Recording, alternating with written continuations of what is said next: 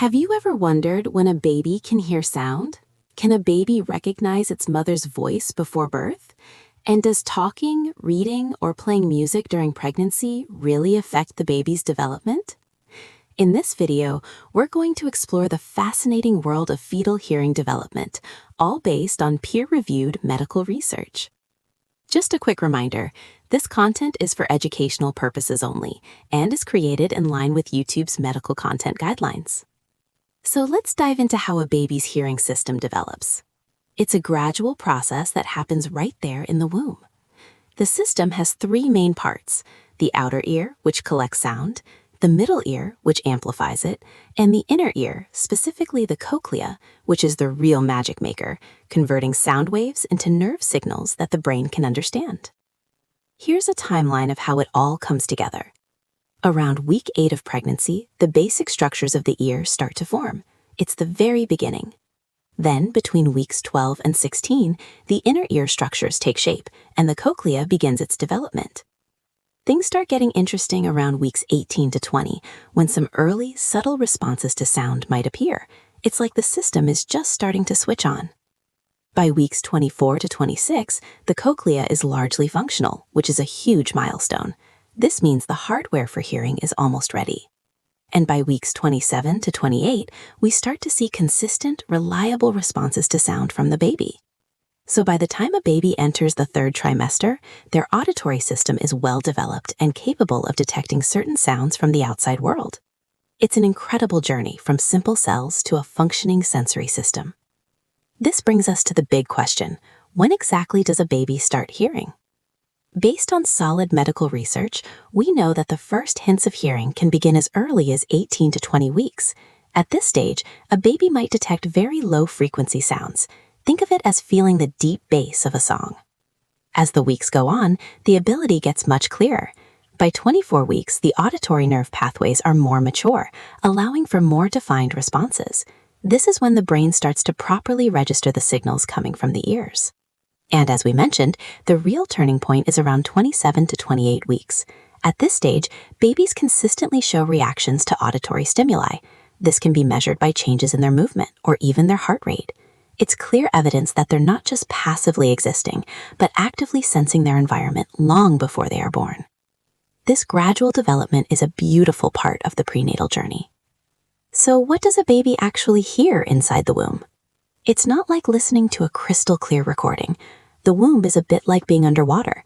All the sounds are filtered and muffled. The most prominent sounds a baby hears are internal ones: the constant rhythmic beat of the mother's heart, the gentle whoosh of her breathing, and all the gurgles and rumbles from her digestive system. This creates a constant, soothing soundscape for the baby. The mother's voice is a special case. Because it travels through her own body, it's one of the clearest and most distinct sounds the baby hears. It's familiar and ever-present.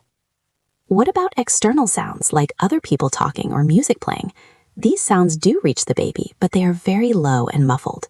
High-pitched sounds in particular get blocked out by the amniotic fluid, the uterine walls, and the mother's own body tissues. This natural filtering system protects the baby and explains why the mother's voice stands out above everything else. And how do we know babies are hearing these sounds? They react to them. Medical studies, often using ultrasound, have shown us how babies respond to sound before birth. For example, their movements might increase or decrease when they hear a familiar voice. A sudden, unexpected sound might cause their heart rate to change, showing they were startled. In fact, you can sometimes observe a startle reflex in response to a loud, abrupt noise. These reactions are fascinating because they show that the baby isn't just a passive listener. They are actively processing and responding to sound patterns. Now, it's important to understand that they don't comprehend words or language at this stage. They can't understand the meaning of "I love you," but what they can perceive is the rhythm, the tone, and the vibration of speech. They are learning the melody of their mother's voice long before they understand the lyrics. This early processing lays the groundwork for language development later on. This brings us to the emotional side of things, the effect of sound on bonding. Does talking to your belly actually do anything? The research says yes. Prenatal exposure to voices, especially the mother's, plays a big role in early bonding. Studies have consistently shown that newborns can recognize their mother's voice right after birth. They will often turn their heads toward the sound of her voice over a stranger's. This familiarity is established before they are even born, thanks to months of listening to her unique rhythm and intonation. So talking, reading, or singing to your baby during pregnancy is not just a sweet gesture, it's a safe and beneficial practice. This gentle exposure to sound can create a sense of comfort and emotional connection. However, it's also important to note that it isn't mandatory for healthy development. It's simply a wonderful way to begin the bonding process, helping your baby get to know you even before you meet face to face. Now, let's talk about safety. If a baby can hear, does that mean we need to be worried about loud noises? Generally, occasional loud sounds like a dropped dish or a car horn are not harmful. The womb provides a lot of natural soundproofing. However, prolonged exposure to very high volume noise, like working in a loud factory or standing next to speakers at a concert for hours, might cause a stress response in the baby. Experts recommend avoiding environments with excessive continuous noise, especially during the third trimester when the hearing system is fully functional.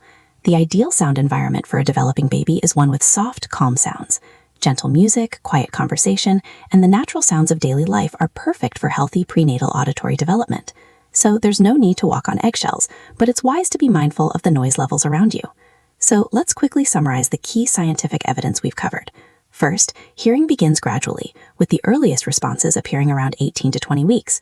Second, consistent and clear responses to sound emerge by 27 to 28 weeks, marking a major developmental milestone. Third, after birth, babies recognize and even show a preference for familiar voices they heard in the womb, especially their mothers. And finally, this prenatal sound exposure helps shape early auditory development and bonding. It's important to know that all of these points are confirmed by peer-reviewed medical studies, giving us a credible and accurate picture of this amazing process. Understanding how and when a baby develops hearing can help parents feel more connected and informed during pregnancy. It's truly amazing to think about the world a baby experiences before birth. Remember, this video is for educational purposes only and should never be a substitute for professional medical advice from your doctor. If you found this video helpful and want to learn more about health and medicine based on solid research, please give it a like, share it with someone who might be interested, and subscribe to MedLifeLink for more content. Thank you so much for watching.